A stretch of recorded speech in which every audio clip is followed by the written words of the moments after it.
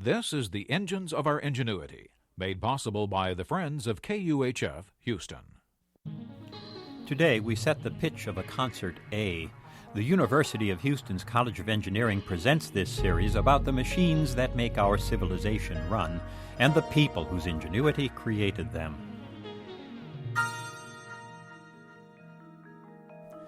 The story is told of a conductor who had problems with an out-of-tune soprano.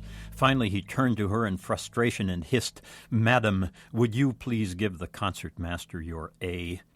Today's A above middle C has been set at 440 cycles per second, or 440 hertz. Before the concertmaster bids the oboist play an A for the winds. Then he tunes to that A and plays it for the strings. In the end, all 90 players should be agreed on the same 440 A. But the best human ear is hard put to tell a 440 A from, say, a 442 A. The best-tuned orchestra is close to, but never exactly on, the standard A. So, how did we create that particular pitch before we had electronic instruments? How did we tune a tuning fork? Agreeing on pitch became a serious problem as orchestra sizes increased during the Baroque era.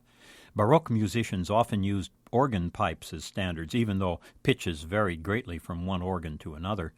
In 1619, composer Michael Praetorius proposed a particular A425 organ pipe as a standard. He pointed out that higher pitches led to broken violin strings. That was almost a half step below today's A440. Down through the Industrial Revolution, A generally stayed below 425 hertz. The tuning fork handle used in the premiere of Messiah is still around. It gives A423. But 19th century instruments took on the mechanization of steam power and music intensified. People lengthened violin necks, gut strings gave way to steel, valves appeared in French horns, orchestras became louder, larger, more lush. Pitches also rose. By 1850, A's were crowding 450 hertz. Much 18th century music could no longer be performed at those pitches, and musicians grew alarmed. Enter now a physics professor named Jules-Antoine Lissajous. Lissajous had written a thesis on the mechanics of tuning forks, and in 1855 he wrote a paper proposing to set A at 435 hertz. 3 years later, Napoleon III set up a commission to set a standard, and he appointed Lissajous to be its consultant. Lissajous had developed clever means for calibrating a new tuning fork against a standard fork. He fixed small mirrors to one tine on each fork. Then he shone a beam of light on one vibrating mirror so it reflected onto the second mirror and then upon a screen.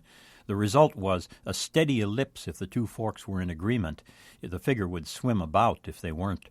And so he created standard tuning forks. One rides in my wife's violin case today. But the French couldn't stop the trend of rising pitches just yet. Only in this century has the pitch of A been held at 440. Today's orchestra players are likely to walk on stage with instruments pre-tuned to a backstage oscilloscope. An electronic policeman holds the line. Only Baroque ensembles revert back to an older and gentler standard, to an A of 415 hertz. I'm John Lienhardt at the University of Houston, where we're interested in the way inventive minds work.